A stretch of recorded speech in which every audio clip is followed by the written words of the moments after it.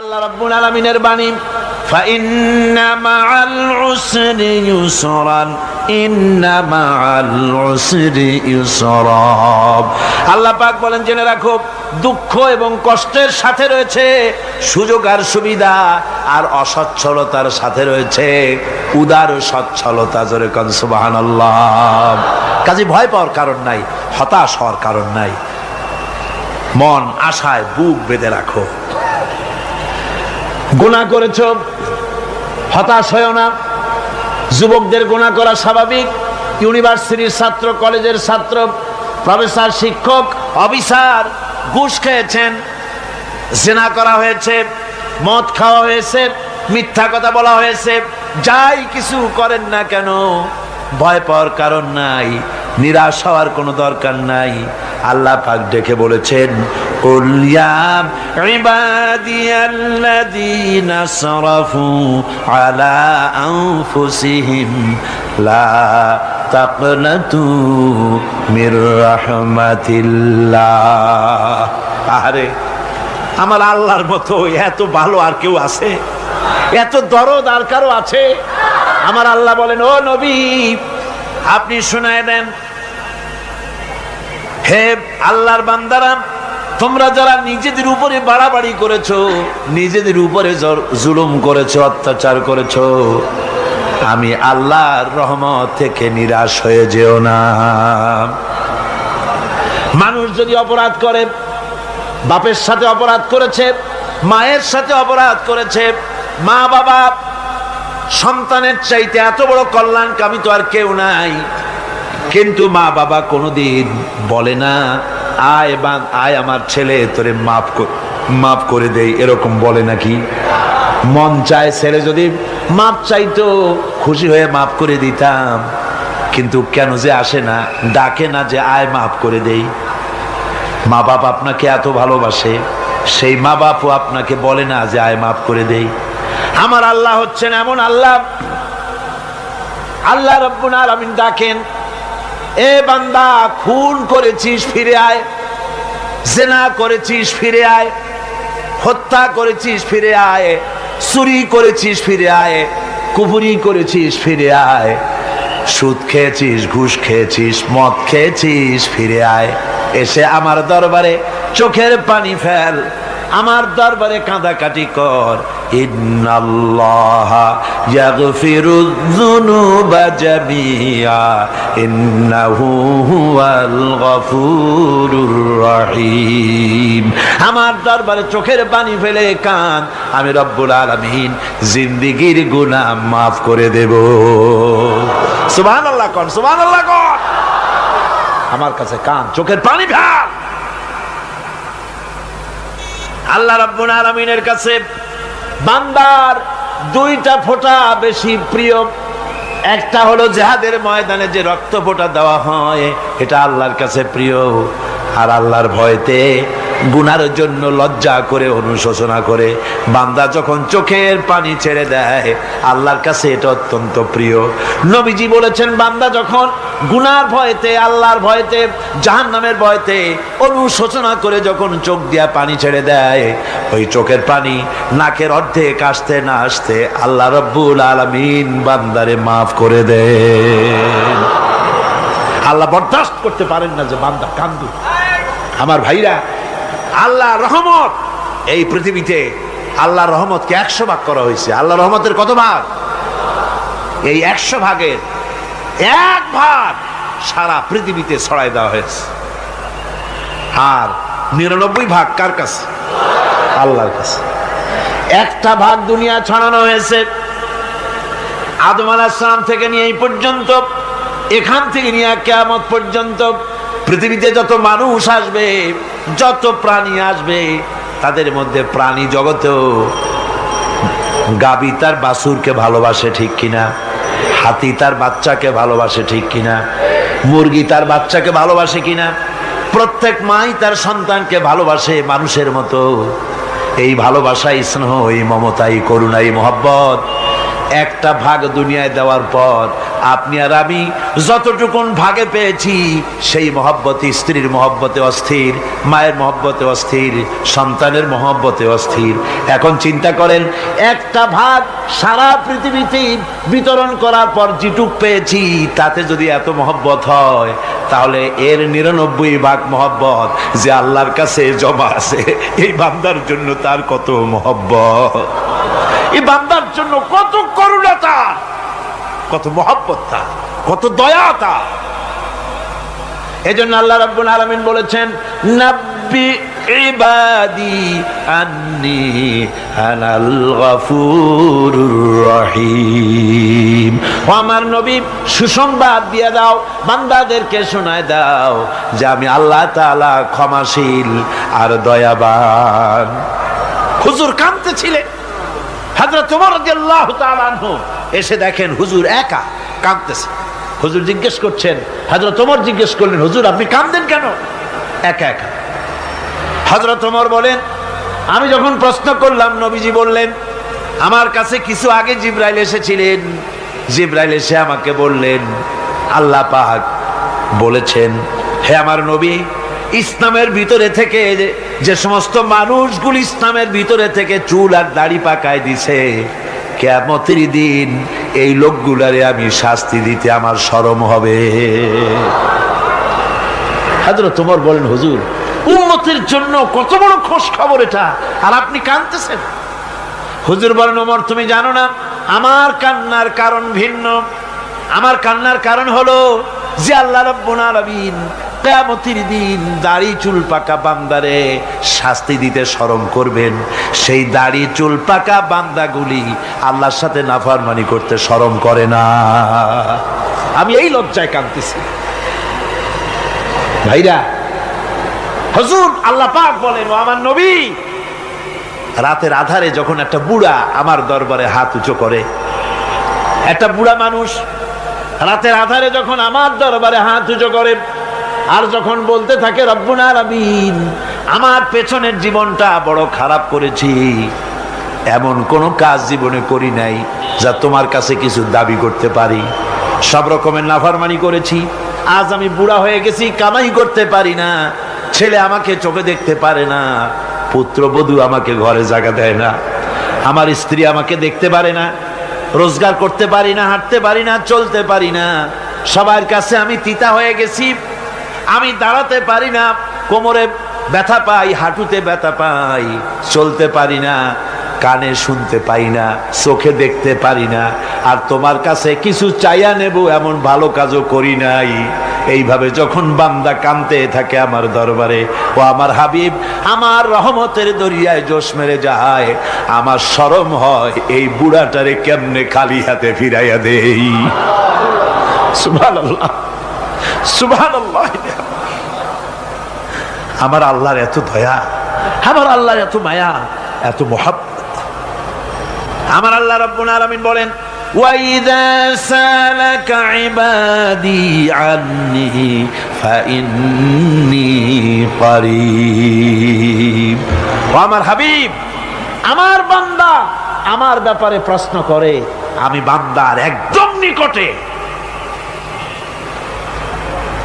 কোরআন শরীফের ভিতরে যত জায়গায় রাসূলকে বলা হয়েছে সুয়ালের কথা, আপনাকে প্রশ্ন করা হয়, আল্লাহ তার জবাব কুল এই কথা বলে জবাব দিয়েছেন। যত জায়গায় সুয়াল এসেছে, যেমন কোরআনে কারীমের মধ্যে আল্লাহ পাক বলেন, ওয়ায়াসআলুনাকা আনিল মাহিদ, মেয়েদের হায়েজ সম্পর্কে জিজ্ঞাসা করা হয়, কুল হিয়া আযা, হে নবী আপনি বলুন।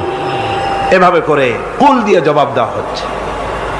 আবার প্রশ্ন করা হচ্ছে, ওয়ায়াসআলুনাকা আনিল আনফাল, এই গনিমতের মাল সম্পর্কে হুজুর আপনাকে, হে নবী আপনাকে প্রশ্ন করা হয়। আল্লাহ কুল দিয়া জবাব দিলেন, আল্লাহ বলেন আপনি বলেন। ওয়ায়াসআলুনাকা আনিল খামরি ওয়াল মাইসির, আল্লাহ পাক বলেন নবী আপনারে প্রশ্ন করা হয়, কুল ফিহিমা ইসমুন কাবীর, আল্লাহ কুল দিয়া বললেন তুমি বলো। আবার বলা হলো, ওয়ায়াসআলুনাকা আনিল আহিল্লা কুল হিয়া মাওয়াকিতু লিন্নাস। ও নবী, আপনাকে প্রশ্ন করা হয় চাঁদের ক্রমবর্ধমান এবং ক্রমহ্রাস, এই যে বাড়ে আর কমে, পূর্ণিমা হয়, অমাবস্যা হয়, কেন হয়? আপনি বলুন, কুল, আপনি বলেন, এটা আমি অর্থ এবং সময়, বছর আর দিন গণনা করার জন্য পৃথিবীবাসীদের জন্য বিনা পয়সায় একটা ক্যালেন্ডার বানাইয়া আকাশে ঝুলাই রেখেছি। এভাবে যত জায়গায় এসেছে আপনাকে প্রশ্ন করা হয়, তত জায়গায় আল্লাহ জবাব দিয়েছেন কুল, আপনি বলেন। গোটা কোরআন শরীফের ভিতরে এই একটি মাত্র জায়গা যেখানে বলা হয়েছে আপনাকে প্রশ্ন করা হয়। আল্লাহ এখানে বলতে পারতেন কুল, আপনি বলেন, আল্লাহ তোমাদের নিকটবর্তী, এভাবে জবাব হয় নাই। এটা কায়দাটা হলো এই, আল্লাহ বলতেছেন ওয়াইজা সালাকা ইবাদি, ও আমার নবী, প্রশ্ন তো আমার বান্দারা আমার ব্যাপারে করেছে, এবার আপনার জবাবের কোনো দরকার নাই। প্রশ্ন আমার ব্যাপারে, আমি নিজে জবাব দিয়ে দেই, ফা ইন্নী কারীব। ও বান্দা, আমার ব্যাপারে প্রশ্ন করেছিস, জবাব আমি দেই, আমি তোর সবচাইতে বেশি নিকটে। সুবহানাল্লাহ, কত নিকটে? ওয়ানাহানু আকরাবু ইলাইহি মিন হাবলিল ওয়ারিদ। তোর যে রগ, এই শাহরগের চাইতেও আমি তোর বেশি কাছে। সুবহানাল্লাহ। আমারে ডাক, আমারে ডাক, কলিজা দিয়া ডাক, অন্তর দিয়ে ডাক। মনের থেকে মানুষ যদি ডাকে, মুখের ডাক আর মনের ডাক এক জিনিস নয়। দিল সে जो बात निकलती है असर रखती है पर नहीं मगर ताकते परवाज रखती है। দিল থেকে যে কথা বেরোয় তা প্রভাব বিস্তার করে, ডানা নাই কিন্তু ওড়ার ক্ষমতা রাখে। মনের কথাই ভিন্ন। মন থেকে, দিল থেকে, কলিজা থেকে, অন্তরের গভীর কন্দর থেকে মুহাব্বতের সাথে কেউ যদি একবার বলে আল্লাহ, বলেন আল্লাহ, আল্লাহ, আল্লাহ। আল্লাহ রাব্বুল আলামিন বলেন, অন্তরের অন্তঃস্থল থেকে একটি বার যদি বান্দা বলেন আল্লাহ, আল্লাহ বলেন 70 বার সাড়া দিয়া জিজ্ঞেস করি, বান্দা কি চাও, আমি তোমার কাছে আসি। সুবহানাল্লাহ, আমি তোর একদম কাছে, কি চাস বল, বল আমার কাছে। এমন দয়াবান, এমন মেহেরবান, এমন আল্লাহ আমাদের। সে আল্লাহ রাব্বুল আলামিন, তিনি বলছেন وقال ربكم ادعوني استجب لكم। তোমাদের রব বলেছেন আমারে ডাকো, আমি আল্লাহ ডাকের সাড়া দিয়া দেব। সুবহানাল্লাহ। কারে ডাকতে হবে? কারে ডাকতে হবে? এই বিশাল জনসমুদ্র একযোগে চিল্লা এখন কারে ডাকতে হবে? কোন পীর সাহেবকে নয়, আল্লাহর কসম কোন খাজা বাবাকে নয়, ডাকতে হবে কারে? চিল্লা এখন কারে? ওয়াকালা রাব্বুকুম উদউনি, তোমার রব তোমাকে বলতেছে আমারে ডাকো, আস্তাজিব লাকুম, আমারে ডাকবে আমি সাড়া দিয়ে দেব। সুবহানাল্লাহ। আল্লাহকে ডাকেন, কি চাই আপনার বলেন, কি চাই? আল্লাহর কাছে চান, আল্লাহ দিয়ে দিবে। দেওয়ার জায়গা আল্লাহর কাছে চাইবেন, আল্লাহ দিবেন। দেওয়ার জায়গা, চাওয়ার জায়গা হলো সেজদায় পড়ে যাবেন। আমার ভাইয়েরা, জায়গাটা চিনায় দিলাম। মাজারে যাওয়া লাগবে না, কবরে যাওয়া লাগবে না। 2 রাকাত নামাজ পড়ে সেজদায় পড়ে গিয়া যত বিপদ আছে, মুসিবত আছে, সেজদার মধ্যে চোখের পানি ছেড়ে দেন আর কেন্দে কেন্দে জীবনের কথা বলেন। আল্লাহ রাব্বুল আলামিন আপনার আওয়াজ শুনবেন আর দোয়া কবুল করে নিবেন। কাঁদতে হবে আল্লাহর কাছে। কার কাছে? আল্লাহর কাছে। সুম্মা ইস্তাগফিরুল্লাহ, আর এরপরে সে যদি আমি আল্লাহর কাছে ক্ষমা চাই, ইয়াজিদিল্লাহ গফুরার রহিমা, সে আমি আল্লাহকে গফুর এবং রহিম হিসাবে পাবে। সুবহানাল্লাহ। আল্লাহকে গফুর এবং রহিম হিসাবে পাওয়া যাবে। সব আল্লাহকে বলতে হবে, গুনাহ মাফ চাইতে হবে। এই জন্য হুজুর সাল্লাল্লাহু আলাইহি ওয়াসাল্লাম দৈনিক 100 বার তওবা পড়তেন। কোন হাদিসে আছে 70 বার, কোন হাদিসে আছে 100 বার তওবা পড়তেন। নামাজের পরে তো প্রত্যেক নামাজেই পড়তেন হুজুর, সালাম ফিরাতেন আর সাথে সাথে বলতেন আল্লাহু আকবার, আস্তাগফিরুল্লাহ, আস্তাগফিরুল্লাহ, আস্তাগফিরুল্লাহ। মনে থাকবে আপনাদের? মনে থাকবে? সালাম ফিরাইয়া কি বলবেন? না, সালাম ফিরাবার সাথে সাথে বলবেন আল্লাহু আকবার, তারপরে পড়বেন আস্তাগফিরুল্লাহ, আস্তাগফিরুল্লাহ, আস্তাগফিরুল্লাহ। তওবা পড়বেন, আল্লাহর কাছে সবসময় গুনাহ মাফ চাইতে থাকবেন, বিনীত থাকবেন। আল্লাহকে পাওয়া যাবে, তাকে রহিম হিসেবে পাওয়া যাবে। সুতরাং ঈমান বিল্লাহ, আল্লাহর প্রতি ঈমান আনলে পরে চতুর্থ নম্বরের যে উপকারটা হবে সেটা হলো হতাশায় ভুগবে না, নিরাশায় ভুগবে না, আশায় বুক বেঁধে উঠবে, ঈমান মজবুত হবে, আল্লাহর কাছে মানুষ বিনয়ী হয়ে যাবে। এবার পঞ্চম নম্বরের উপকার আমি বলছিলাম, ঈমান বিল্লাহ, আল্লাহর প্রতি ঈমান আনলে পরে অসংখ্য উপকার হয়, অসংখ্য বৈশিষ্ট্য আছে। এর 6টা উপকারের কথা আমি বলবো। কয়টা? অসংখ্য উপকারের ভিতরে প্রধান 6টি উপকারের কথা বলবো। এর বললাম কয়টা? 4টে বলছি। এবার বলো পঞ্চম উপকারের কথা। আল্লাহর প্রতি আপনি পূর্ব পশ্চিমে কতবার মুখ ঘোরালেন, এটাই কিন্তু আপনার আসল সৎ কাজ নয়। আসল সৎ কাজ হলো আল্লাহর প্রতি ঈমান আনা। এই ঈমানের ব্যাপারে 3টা দিন আমরা পার করে দিলাম, এখনো কথা শেষ হয় নাই। আল্লাহর প্রতি ঈমান আনলে পরে যে উপকারটা হবে পঞ্চম নম্বরে, সেটা হলো কঠোর এবং কঠিন বিপদের ভিতরে বান্দার ভিতরে অবিচলতা এবং ধৈর্যেও সৃষ্টি হয়ে যাবে। আলহামদুলিল্লাহ। কঠিন বিপদ মুসিবত আসলে পরে সে অবিচল থাকবে। সারা দুনিয়ার বিপদ আপদ, শত্রুতা, দুঃখ, কষ্ট, মুসিবত, জুলুম, নির্যাতন সবকিছু পাহাড়ের মতো উঁচু হয়ে তাকে ঘিরে ফেলবে, কিন্তু তাকে এক চুলও নাড়াতে পারবে না। আলহামদুলিল্লাহ। সারা পৃথিবী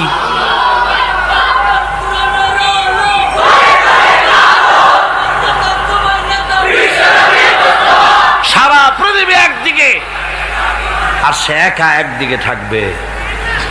বিরোধিতা তো হবেই, বিপদ তো আসবেই। কবি বলতেছেন, সাথে জাকা রহা হ্যায় अज़ल से ता इमरोज, सतेजा का रहा है अज़ल से ता इमरोज, चरागे मुस्तफावी से शरारे बुलहबीस। সে আবহমান কাল থেকে শুরু করে মুস্তাফা সাল্লাল্লাহু আলাইহি ওয়াসাল্লামের দীপ শিখার সাথে আবু জেহেল, আবু লাহাবের অগ্নিস্ফুলিঙ্গের টক্কর লেগেই আছে। রাসূলুল্লাহর আল্লাহর দেওয়া এই বিধান, এই দ্বীনের বাতিটা টিম টিম করে জ্বলেছে।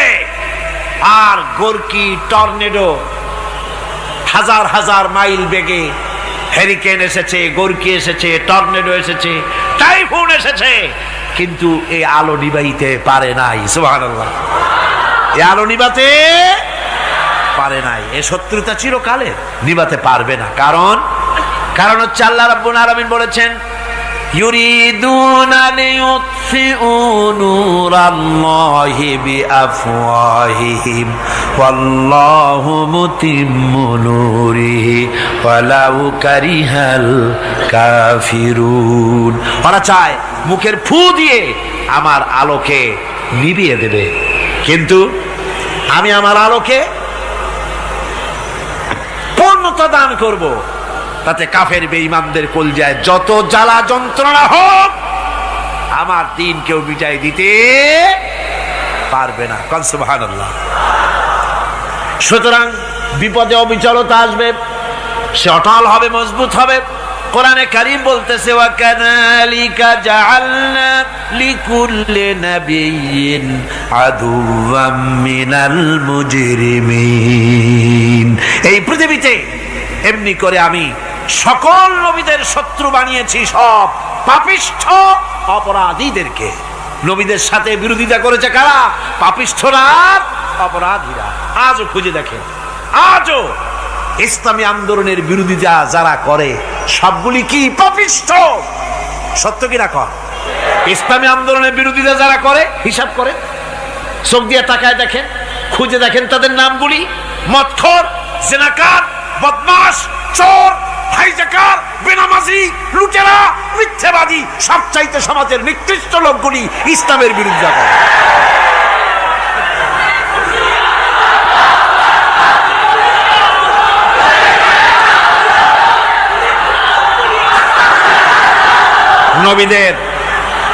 নবীদের শত্রু আল্লাহ বলেন সব যুগে নবীদের সাথে শত্রুতা করেছে পাপিষ্ঠরা। আল্লাহর কথা, কার কথা? সকল যুগে নবীদের সাথে শত্রুতা করেছে পাপিষ্ঠরা, নিকৃষ্ট ধরনের অপরাধীরা। সুতরাং নবী রাসূলদের অবস্থা যখন এই, তখন দ্বীনের দাওয়াত যারাই দেবে তাদের কিসমত এরকম হবেই। এই বাধার মোকাবেলা তাদেরও করতে হবে। এই যে বাধাটা আসে, এই যে মারে, অপরাধ কি? এই যে তারা চোর বা ডাকাত যাদের মারা হয়। আল্লাহ রাব্বুল আলামিন বলেন অপরাধ হলো ওয়ামা নাকামু মিনহুম ইল্লা আইয়ুমিনু বিল্লাহিল আজিজিল হামিদ। অপরাধ হচ্ছে ইমানদার লোকদের উপরে নির্যাতন চালিয়েছে, অন্য কোনো কারণে নয়। কারণ একটাই, তারা আল্লাহর জমিনে আল্লাহর দ্বীন প্রতিষ্ঠা করতে চেয়েছে, আর কোনো অপরাধ না। জমিন আল্লাহর, জমিন কার? এই বিশাল জনসমুদ্র গর্জে উঠুন একযোগে, বলুন জমিন কার? আইন চলবে কার? এখানেই সংঘর্ষ বেঁধেছে আবহমান কাল ধরে। মানুষ অত্যাচারিত হয়েছে, সাহাবায়ে কেরাম অত্যাচারিত হয়েছেন। বুখারী শরীফের হাদিসে এসেছে রাসূল করিম সাল্লাল্লাহু আলাইহি ওয়াসাল্লামের কাছে হযরতে খাব্বাব গিয়ে উপস্থিত হয়েছিলেন। হযরতে খাব্বাব বলেন, হাদিসটা এভাবে লেখা হয়েছে বুখারীতে, ওয়ান খাব্বাব বিন আরিদ রাদিয়াল্লাহু তাআলা আনহু قال شكونا إلى رسول الله صلى الله عليه وسلم وهو متوسد بردة له في ظل الكعبة। রাসূলুল্লাহর কাছে গেলাম, কাবা শরীফের কাছে গিয়া দেখি নবীজি একটা চাদর গায়ে দিয়ে তিনি আরাম ফরমাচ্ছিলেন কাবা শরীফের ছায়ায়। সেখানে গিয়ে বললাম, আলা তাস্তানসিরু লানা আলা তাদউ লানা ইয়া রাসূলুল্লাহ, হে আল্লাহর রাসূল, আপনি কি আমাদের জন্য আল্লাহর কাছে দোয়া চাইবেন না? আপনি কি আল্লাহর কাছে আমাদের জন্য সাহায্য চাইবেন না? আমাদের লোকগুলিকে, মুসলমানগুলিকে মারতে মারতে তো শেষ করে ফেলে দিল। তারা আমাদের সুমাইয়াকে মারলো, আমাদের খাব্বাবকে উটের সাথে পায়ের দড়ি লাগায় টানলো, আমাদের খোবায়েবকে তারা আগুনের উপরে চিৎ করে শোয়ায় রাখলো, না খায় রাখতেছে, মারতেছে, কষ্টে তো শেষ হয়ে গেলাম। হুজুর, আপনি কি আমাদের জন্য দোয়া করবেন না? হাদিস শরীফে এসেছে নবীজি উঠে বসলেন সোজা হয়ে। নবীজি বলেন, ও আমার সাহাবী, ও খাব্বাব, শোনো, তোমাদের আগে এই পৃথিবীতে যারা দ্বীনের দাওয়াত দিতে এসেছিলেন তাদেরকে সমকালীন রাষ্ট্রশক্তি, সমাজ শক্তি তাদেরকে ধরতো। ফায়ুখাজুর রাজুলো, তাদেরকে তারা ধরতো। ফায়ুহফারু লাহু ফিল আরদ, আর তার জন্য জমিনের ভিতরে কবর বানাইতো। ওই কবর ফায়ুজালু ফিহা, ওই কবরের ভিতরে তাকে কোমর পর্যন্ত গেড়ে দিত। সুম্মা ইউতা বিল মানশার, এরপরে করাত আনতো। ফায়ুদাউ আলা রাসিহি, এরপরে ওই করাত তার মাথার উপরে রাখতো। ফায়ুজালু নিসফাইন, এরপরে করাত দিয়া চিরে জীবিত মানুষটারে দ্বিখণ্ডিত করে ফেলে দিত। মা ইয়াসুদ্দুহু যালিকা আন দীনিহি। ও আমার খাব্বাব, এত কষ্ট দেওয়ার পরেও সেই যুগের কোন মুসলমানকে, দ্বীনের দায়ীদেরকে আল্লাহর দ্বীন থেকে এক চুলো তারা সরাই দিতে পারে নাই, এক চুলো সরাতে পারে নাই।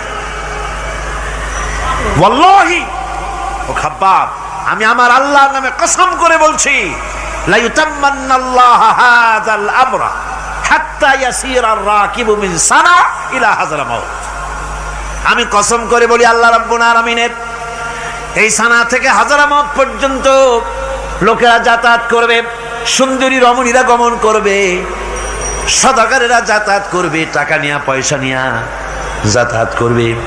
তাদের মনের মধ্যে লুটের ভয়, টাকার ভয়, চুরির ভয়, ডাকাতির ভয়, জেনার ভয়, হত্যার ভয়, ধর্ষণের ভয়, কোনো ভয় থাকবে না। লা ইয়াখাফু ইল্লাল্লাহ, আল্লাহ ছাড়া কোনো ভয় থাকবে না।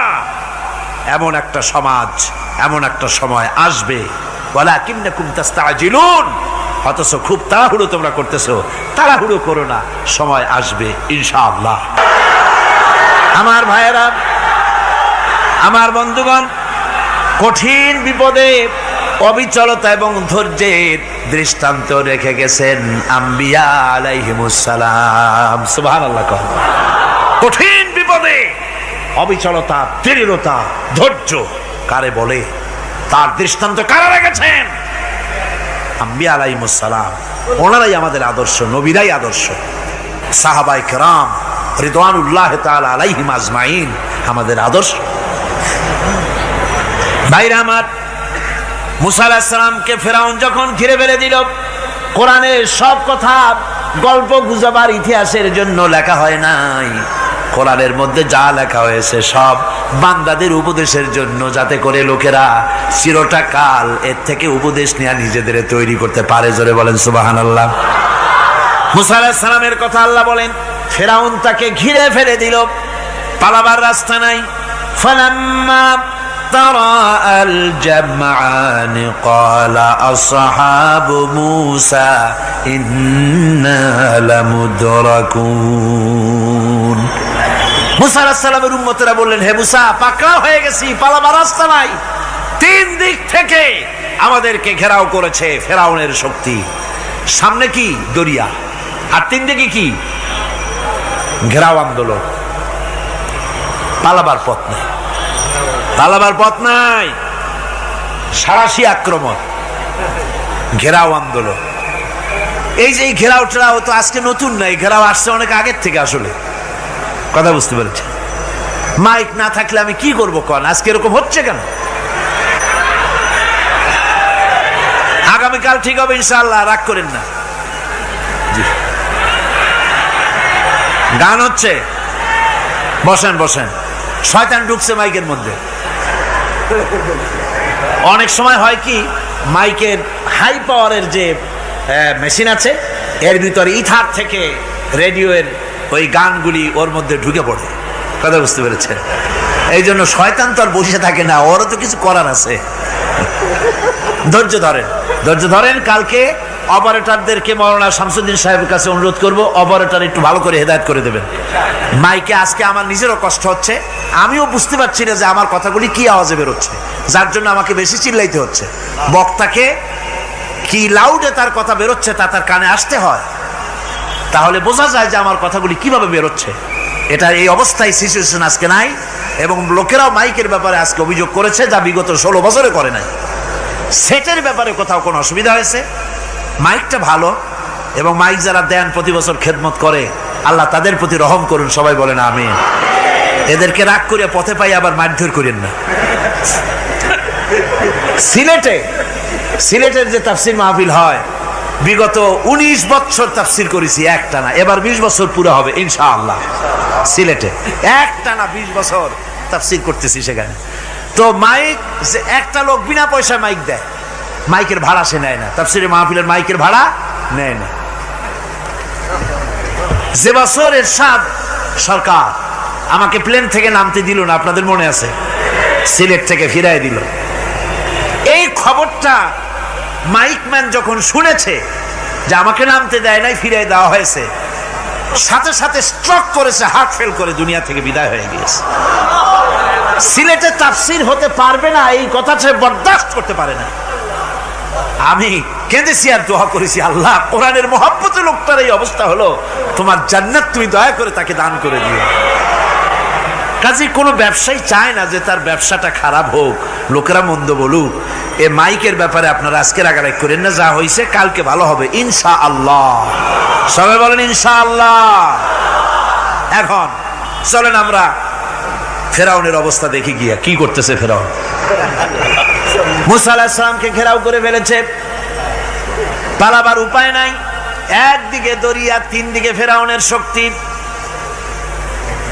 এই যে ঘেরাও টেরাও মানে নতুন তো না, ধর্মঘট নতুন না, পুরানা জিনিস।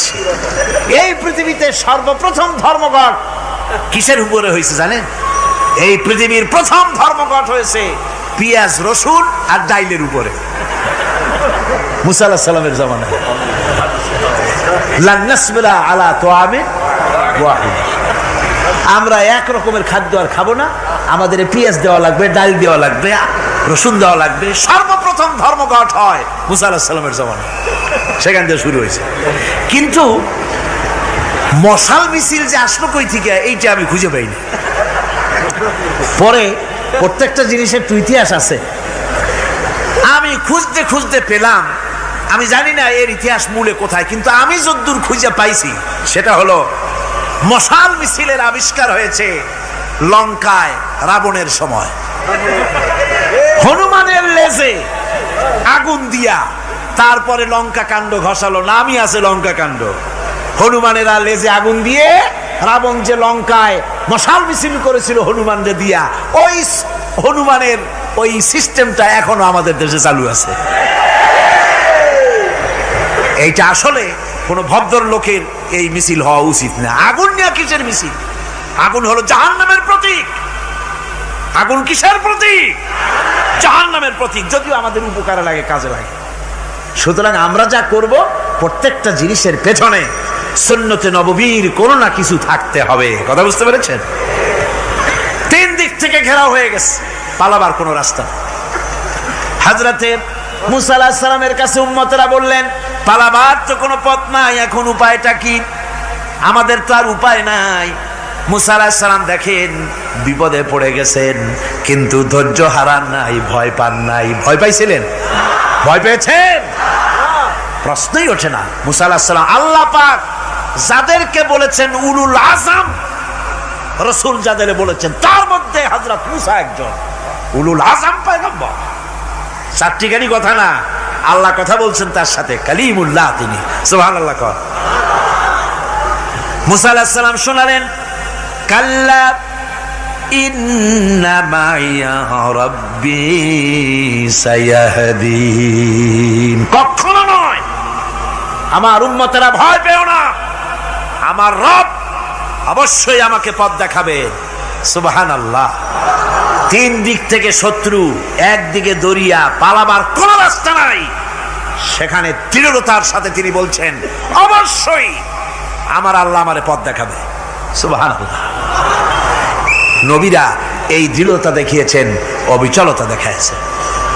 আল্লাহ পাক মুসা আলাইহিস সালাম যখন এই দৃঢ়তা দেখালেন, এই অবিচলতা দেখালেন, সঙ্গে সঙ্গে জিবরাইল এসে হাজির হয়ে গেলেন।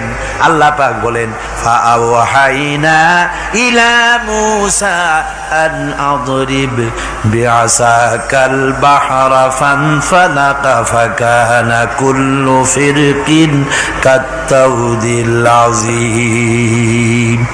মুসা আলাইহিস সালামকে আমি ওহী নাযিল করলাম, তাকে বললাম হাতে যে লাঠি আছে, এই লাঠি দিয়ে আঘাত করো দরিয়ার উপরে। দরিয়ার উপরে আঘাত করলেন, একটা রাস্তা হয় নাই, 12টা রাস্তা তৈরি হয়ে গেল। আর দেওয়ালগুলা পাহাড়ের মতো উঁচা হয়ে গেল। দরিয়ার ভিতরে পাহাড়ের মতো উঁচা, মজবুত 12টা রাস্তা। এবার মুসা আলাইহিস সালাম তার দলবল নিয়ে চললেন। আল্লাহ রাব্বুল আলামিন বলেন, ওয়া আনজাইনা মূসা ওয়া মান মাআহু আজমাইন। মুসা এবং তার সাথী সঙ্গীদেরকে আমি পার করে দিলাম। মুসা আলাইহিস সালাম এবং তার সাথী সঙ্গী নিয়ে যখন দরিয়ার মাঝখানে আসছে, ফেরাউন তার দলবল নিয়ে এসে গেছে। আসে দেখে নদীর মধ্যে রাস্তা। বাবা, খুব তো কায়দা। ও মনে করছে ওর বাজানের তৈরি করা ডিস্ট্রিক্ট বোর্ডের রাস্তা। ওর লোকজন নিয়ে নেমে গেছে দরিয়ার ভিতরে, ও আসছে মাঝখানে। মুসা আলাইহিস সালাম চলে গেছেন ওপার, দরিয়া পার। মাঝখানে যখন এসে গেল, আল্লাহ রাব্বুল আলামিন পানিকে অর্ডার করলেন কুন। আল্লাহর তো বটন টেপা লাগে না, মুখ দিয়া কোনো হুকুম করা লাগে না, শুধু বলেন কুন। যে ব্যাপারে কুন বলেন ফায়াকুন, সাথে সাথে হয়ে যায়। আল্লাহ বললেন কুন, আর অমনি রাস্তা বন্ধ হয়ে গেল। এবার তুফান শুরু হয়েছে নদীতে, ঢেউয়ের উপরে ঢেউ, মৌজুন কাল জিবাল, পাহাড়ের মতো উঁচু হয়ে হয়ে ঢেউ আসতেছে। দলবল ঘোড়া আর অস্ত্রপাতি যা ছিল সব মরিয়া শেষ। এবার ফেরাউন একা উপরে ওঠে আর নিচে নামে, পানি খেতে খেতে পেটের কাম সারা, জনমের খাওয়া খাইছে পানি। এখন জান যা, বাঁচবার আর উপায় নাই, বাঁচবার আর উপায় নাই। ফেরাউন তার নিজের জীবন সম্পর্কে হতাশ হয়ে গেল। এবার ফেরাউন বলতেছে, আমানতু আন্নাহু লা ইলাহা ইল্লাল্লাযী আমানাত বিহি বানু ইসরাঈল। আমি ঈমান আনলাম, আমি ঈমান আনলাম আল্লাহ ছাড়া কোন ইলাহা নাই। ওই আল্লাহর উপর ঈমান আনলাম যে আল্লাহর উপর ঈমান এনেছে বনি ইসরাইলেরা। আল্লাহ যাতে ঠিক পায় যে কোন আল্লাহর উপর ঈমান আনছে। বনি ইসরাইলের আল্লাহর উপর ঈমান আনলাম। আল্লাহ এই তো মুসলমান হয়ে গেছি, এরপরও আমারে সুবাও কেন? আল্লাহ রাব্বুল আলামিন জবাবে বলেন, আল আন, এখন ওয়াকাদ আসাইতা ক্বাবলু ওয়া কুনতা মিনাল মুফসিদিন। এখন ঈমান আনার কথা বলছো, অথচ যুগের পর যুগ, বছরের পর বছর ধরে আমার মানুষের উপরে মন গড়া আইন চালায়েছো, আমার পয়গম্বরের সাথে বেয়াদবি করেছো। আজ তোমাকে আমি ছাড়ছি না, তোমাকে আজকে ছেড়ে দেব না, আমি তোমাকে মারব। আর সমস্ত প্রাণীগুলিকে, স্থলচর প্রাণীগুলিকে আল্লাহ পাক অর্ডার দিয়া দিলেন, এই ফেরাউনের লাশকে ডুবাবি না, পচাবি না, খাবি না। আলিয়াউমা নুনাজ্জিকা বিবাদানিক, আমি তোমার শরীরে বাঁচায় দেব। পোকে খাবে না, পানিতে পচবে না, মাছে খাবে না, কুমিরে খাবে না, দুনিয়ার কোনো পশুতে খাবে না। আমি তোরে শুটকি বানাইয়া রাখবো, যাতে করে দুনিয়ার সমস্ত ফেরাউন যত যুগে যুগে আসে তোরে দেখে যেন হেদায়েত নিতে পারে। ফেরাউনকে আল্লাহ শুটকি বানায় রাখছে। আমি ফেরাউনদের লাশ দেখেছি ব্রিটিশ মিউজিয়ামে। ফেরাউন তো একটা না, অনেকগুলা। আসলটারে অবশ্য দেখিনি। ব্রিটিশ মিউজিয়ামে ওই ফেরাউনগুলার লাশ যখন অসুবিধা হয়, মমিগুলি, তখন ইংল্যান্ডে নিয়ে যায় চিকিৎসা করাবার জন্য। চোখ টোক আছে গর্তের ভিতরে, তারপরে চামড়া টামড়া হাড়ের সাথে মিশানো, ওইভাবে চেহারা দেখলে মনে হয় যে সত্যি ফেরাউনিগুলো। আর ব্রিটিশের কাম মিশর থেকে না আনছে এমন কোনো জিনিস নাই। আমি সেখানে এক বক্তৃতা বলছিলাম, আপনারা এদের এখন সভ্য, এদের এখন ভদ্র, এরা হলো ইন্টারন্যাশনাল চোর। ওরা সারা দুনিয়া চুরি করেছে। লন্ডনে বক্তৃতা করেছি, সারাটা দুনিয়া চুরি করছে, আমাদের দেশকে শোষণ করেছে। এই বিশাল ভূভাগকে শোষণ করে ইংল্যান্ডের দ্বীপটাকে তারা সাজাইছে। তারা ময়ূর সিংহাসনের, শাহজাহানের ময়ূর সিংহাসনের ময়ূরের বাম চোখে কোহিনূর মণি লাগাইছিলেন। শাহজাহান ময়ূরের ডান চোখে কোহিনূর মণি লাগায় নাই। কোহিনূর মণির অনেক দাম, আমি দেখে এসেছি মণি। এখন সেটা কুইন এলিজাবেথের মুকুটে শোভা পাচ্ছে। সেই মণি এমনি বলে প্রবাদে ৭ রাজার ধন এক মাণিক্য, বলেন এরকম, অনেক দাম। শাহজাহান দেখালেন, আমি মুসলমান, আমার কাছে এটার দাম নাই, এই জন্য ময়ূরের ডান চোখে লাগালাম না, বাম চোখে লাগাই দিলাম। এইটারে চুরি করছে। তারপরে মিশর থেকে, মিশরের মমি চুরি করেছে, জুতা চুরি করছে, ছাতি চুরি করছে, পিসা চুরি করেছে। আমি বললাম, এগুলা কি ভদ্রলোক নাকি? এরা জুতা চোর, পিসা চোর, লাঠি চোর, সব চুরি করেছে। যাই দেখেন ব্রিটিশ মিউজিয়ামের মধ্যে সব দুনিয়ার চুরি করা জিনিস নিয়ে তারা মানুষকে দেখাইয়া পয়সা উপার্জন করছে। টিপু সুলতানের তরবারিটা পর্যন্ত চুরি করেছে। আজ পর্যন্ত ব্রিটিশ মিউজিয়ামে টিপু সুলতানের তরবারিটা আছে, আমি তরবারিটা দেখে এসেছি। আমার বন্ধুগণ, বলতেছিলাম যে পৃথিবীতে আল্লাহ রাব্বুল আলামিন নবীরা তাদের চরিত্র দিয়ে বিপদের মোকাবেলা করে দুনিয়ার সামনে কঠিন বিপদের মোকাবেলা করে অবিচলতা, দৃঢ়তা দেখায় গেছেন যে কেমন করে এই পৃথিবীতে বিপদের সামনে মোকাবেলা করতে হয়। ধৈর্য ধরতে হবে, বিপদ আসবে পাহাড় সমান হয়ে, আপনাকে ধৈর্য ধারণ করতে হবে সেভাবে বুক বেঁধে। যেহেতু এটা যদি বিশ্বাস হয় যে আমার কিসমতে যা আছে তার থেকে বেশি কিছু হবে না, তাহলেই আপনার ধৈর্য আসবে, ভয় পাবেন না। কথা ঠিক কিনা কন?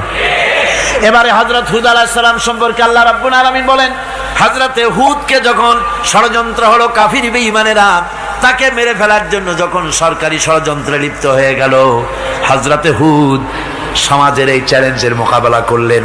হযরত হুদ বলেন, ফাকিদুনি জামিআন সুম্মা লা তুনজিরুন ইন্নী তাওয়াক্কালতু আলাল্লাহি রাব্বি ওয়া রাব্বিকুম। তোমরা তোমাদের ষড়যন্ত্র আমার বিরুদ্ধে যত পারো আমার বিরুদ্ধে ষড়যন্ত্র চালাও, এতটুকুন আমার অবকাশ দিও না। আমি এমন আল্লাহর উপরে ভরসা করেছি যার হাতের ভিতরে তোমাদেরও জান আর আমারও জান। যা পারো তাই করো। সরকার সমস্ত শক্তি একত্রিত হয়ে আমার মোকাবেলা করো। একদিকে হুদ আলাইহিস সালাম, আর একদিকে গোটা জাতি। হযরত হুদ ভয় পায় নাই। সুবহানাল্লাহ কোন? ঈমান বিল্লাহ মানুষের কলিজাকে এভাবে শক্ত করে দেয়। কোন আলহামদুলিল্লাহ। এবারে এই বিপদের, কঠিন বিপদের মোকাবেলা করে আমার রাসূল যে প্রমাণ দিয়া গেলেন, আমার রাসূল যে কঠিন বিপদের মোকাবেলা করলেন, ভাইয়ের আমার, হিজরতের রাতে সওর পাহাড়ের ভিতরে যখন তিনি আশ্রয় নিলেন, হযরতে আবু বকর সাথে ছিলেন। হযরতে আবু বকর রাদিয়াল্লাহু তাআলা আনহু বলেন, হুজুর আপনি দাঁড়ান, এটা তো পাহাড়িয়া গুহা, গুহার ভিতরে সাপ থাকতে পারে, বিচ্ছু থাকতে পারে, আমি আগে ঢুকি, বিপদ যদি হয় আমার উপর থেকে হয়ে যাক। গুহার ভিতরে নেমে গুহা সাফ করলেন। এরপরে হুজুরকে ডাকলেন, হুজুর তাশরীফ নিলেন গুহার ভিতরে। এরপরে হুজুর বললেন, আবু বকর পাহাড়ে হেঁটে হেঁটে 2-3টা পাহাড় পাড়ি দিয়া যাওয়া লাগে সৌর পাহাড়ে। মদিনার সোজা রাস্তা হুজুর ধরেন নাই, মেসফালার পথ দিয়া জাবালে কেদোয়ার উপর দিয়া 3টা পাহাড় পাড়ি দিয়া তারপরে হুজুর গেলেন সৌর পাহাড়ে। গুহার ভিতরে হুজুর তাশরীফ নিলেন। বললেন, আবু বকর তুমি বসো, তোমার উরুর উপরে মাথা রেখে আমি একটু আরাম করি। হযরতে আবু বকর বসলেন, হুজুর তার উরুর উপরে মাথা রেখে ঘুমায় গেলেন। আর এরপরে কাফির বেঈমানেরা তালাশ করতে করতে কাফেরেরা এসে গেল পায়ের চিহ্ন দেখে দেখে গর্তের কাছে। হযরত আবু বকর ভয়তে কেঁদে ফেললেন, আহারে আর তো উপায় নাই, এবার তো ধরা পড়ে গেছি, এবার নবীজিকে মেরে ফেলে দেবে। নবীর মহব্বতে, নিজের মহব্বতে নয়, নবীর মহব্বতে কাঁদতেছিলেন। হুজুর বলেন, হুজুরের ঘুম ভেঙে গেল। বলো আবু বকর কাঁদো কেন? ছেলের কথা, মেয়ের কথা, বিবির কথা, বাড়ির কথা মনে পড়লো নাকি? হযরত আবু বকর বলেন, ইয়া রাসূলুল্লাহ, আল্লাহর কসম করে বলি, যেদিন ঈমান এনেছি এই কলিজার ভিতরে মা বাপ, স্ত্রী, পুত্র, পরিজন, এমনকি আমার নিজের জীবনের চাইতে আপনারে বেশি ভালোবাসি। তা কাঁদো কেন? কাঁদো কেন? হযরত আবু বকর বলেন, হুজুর ধরা পড়ে গেছি, কাফেররা এসে গেছে গর্তের কাছে, তাকালি আমাদের দেখতে পাবে, আমরা তো মাইনরিটি, ওরা তো মেজরিটি, আমরা তো ধরি মারি ফেলাই দেবে, আপনাকে মেরে ফেলে দেবে, এই জন্য কাঁদি। আল্লাহ রাব্বুল আলামিন, হুজুর তখন কি দৃঢ়তা, কি অবিচলতা, কি ধৈর্যের পাহাড় সম মনোবৃত্তি তখন দেখালেন। আল্লাহ কোরআন শরীফে চিরকাল যাতে মানুষেরা হেদায়েত নিতে পারে সেজন্য হুজুরের কথা উঠায় দিলেন কোরআনে। আল্লাহ পাক বলেন, ইযহুমা ফিল গার ইয ইয়াকুলু লিসাহিবিহি লা তাহজান ইন্নাল্লাহা মা'ানা। ও বন্ধু, ভয় পেও না, আল্লাহ আমাদের সাথে আছেন। সুবহানাল্লাহ কোন? আল্লাহ আমাদের সাথে আছেন। আমরা মাইনরিটি নই, আমরাই মেজরিটি। আল্লাহ আছে আমার সাথে, ভয় পাওয়ার কোনো কারণ নাই। সুবহানাল্লাহ। আল্লাহ পাক বলেন, فأنزل الله سكينته عليه وأيده بجنود لم تروها। আমি এদের অন্তরের ভিতরে আমি শান্তি নাজিল করে দিলাম, প্রশান্তি দিয়া দিলাম, আর আমি সাহায্য করলাম, আর এমন সব সৈন্য পাঠায় দিলাম যে সৈন্যগুলি তোমরা দেখতে পাও নাই। সুবহানাল্লাহ ওয়া বিহামদিহি। ভাইরা আমার, রাসূল করিম সাল্লাল্লাহু আলাইহি সাল্লাম এই বিপদের মাঝে, চরম বিপদের মাঝে অবিচলতা, দৃঢ়তা, কঠিন আত্মনির্ভরতা দেখিয়েছেন। এগুলি হলো ঈমানের পঞ্চম নম্বরের উপকারিতা। আল্লাহর প্রতি ঈমান আনলে এভাবে পাহাড় সম ঈমান মজবুত হয়ে যায়। জেলের পরোয়া করি না, ফাঁসির পরোয়া করি না, শহীদ হওয়ার পরোয়া করি না, মেরে ফেলে দেবে, উড়ায় দেবে, হত্যা করবে, পরোয়া করি না। পরোয়া করি কেবলমাত্র কাকে? জোরে বলেন কারে? এইরকম মুসলমান হাজার হাজার লাখ লাখ দরকার নাই, 313 জন যথেষ্ট। কয়জন যথেষ্ট? 313 জন যথেষ্ট। বদরে যারা জান দিয়ে মাল দিয়ে দিনকে প্রতিষ্ঠিত করেছিলেন, এরকম 313 জনই যথেষ্ট ছিল। এই দৃঢ়তা, এই অবিচলতা, এই ঈমান, এই ধৈর্য শিক্ষা দেয়, এই উপকার করে ঈমান বিল্লাহ। আল্লাহর প্রতি ঈমান আনলে এভাবে পাহাড়ের মতো শক্ত হয়ে যায় কলিজা। কোন আলহামদুলিল্লাহ। আমার বন্ধুগণ, এবার আমি বলবো সর্বশেষ উপকারের কথাটা বলি, মোনাজাত ছেড়ে দেব। কয়টার কথা বলছিলাম? উপকার 6টা উপকারের কথা বলেছি। অনেকগুলি বৈশিষ্ট্য, অনেকগুলি উপকারের মধ্যে আল্লাহর প্রতি ঈমানের 6টা উপকারের কথা 5টা বলা হয়ে গেছে। এবার 6ষ্ঠ নম্বর এবং শেষ নম্বর, এটা হচ্ছে আল্লাহর প্রতি ঈমান আনলে পরে তার দ্বারা সবচাইতে বেশি ফায়দা পায় সমাজ এবং রাষ্ট্র। কোন আলহামদুলিল্লাহ, কোন আলহামদুলিল্লাহ। আল্লাহর প্রতি ঈমানের দ্বারা নৈতিক সংশোধন হয় এবং রাষ্ট্র আর সমাজ সবচাইতে বেশি উপকৃত হয়। কারণ হলো ঈমানদার ব্যক্তি আল্লাহর প্রতি যে ঈমান এনেছে, তার মনের মধ্যে ধারণা এটা হয়, আমার কোনো কাজ তো গোপন থাকে না। ইন্নাল্লাহা লা ইয়াখফা আলাইহি শাইউন ফিল আরদি ওয়ালা ফিস সামা। আল্লাহর কাছে গোপন বলতে কিছু নাই, আকাশেও নাই, জমিনেও নাই, কোনো কিছু গোপন নাই। সুতরাং আমি যা করি সব আল্লাহ দেখেন এবং শোনেন। এমনকি মানুষ যে কল্পনা করে, সে কল্পনাও আল্লাহ টের পায় না, নাকি? টের পায় কিনা? ওয়াইন তুবদু মিন আনফুসিকুম আও তুখফুহু ইউহাসিবুকুম বিহিল্লাহ। মনের ভিতরে যে কল্পনা করো, আল্লাহ পাক বলেন এই কল্পনারও হিসাব আমি রব্বুল আলামিন তোমার কাছ থেকে নেব। ফায়ুআযযিবু মান ইয়াশাউ, যারে খুশি শাস্তি দেব, আর যারে খুশি আমি মাফ করে দেব। জোরে বলেন সুবহানাল্লাহ। ফায়াগফিরু লিমান ইয়াশা ওয়া ইউআযযিবু মান ইয়াশা, যারে খুশি মাফ করব, যারে খুশি শাস্তি দেব, কল্পনারও হিসাব নেব।